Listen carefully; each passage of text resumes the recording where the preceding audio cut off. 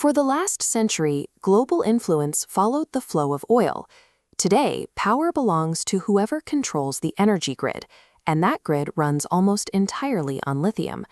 But the supply chain for this critical metal has a severe geographic bottleneck.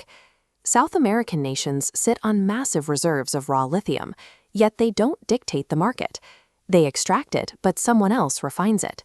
China controls roughly 77% of global lithium-ion battery manufacturing, dictating terms for the world. For India, this bottleneck is a financial drain. Lacking domestic processing, they rely completely on imported lithium and battery cells, sending nearly $3 billion across the border annually.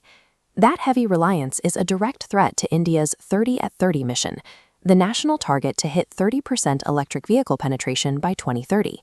Security is impossible when a foreign competitor holds the on-switch. That dynamic shifted dramatically with a geological survey in the Reasi district of Jammu and Kashmir. Prospectors uncovered an estimated 5.9 million tons of raw lithium buried in the mountains. This single discovery immediately moves India to the sixth largest supply of lithium on the planet. This provides a strategic bypass. With a massive domestic supply, India no longer needs to negotiate with the gatekeepers of the traditional South American lithium triangle. Early reports framed the discovery as an overnight victory for technological sovereignty.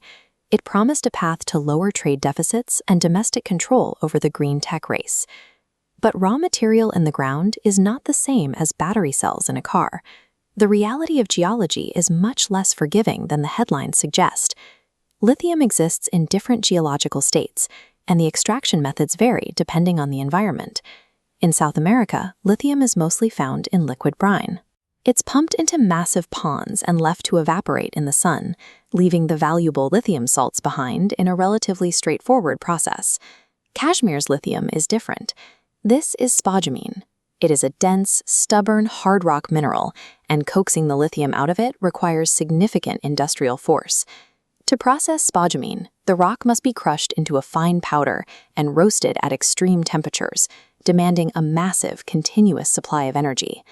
These reserves are currently at the G3 inferred stage. Scientists believe the lithium is there, but proving it can be mined profitably requires moving to the G1 measured stage, a process involving years of expensive test drilling. The leap from raw rock to refined battery material will take years of engineering.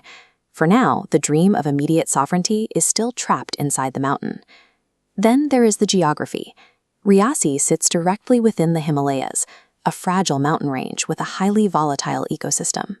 Extracting hard rock lithium demands staggering amounts of fresh water to wash and process the crushed ore, straining a region where water security is already a constant concern.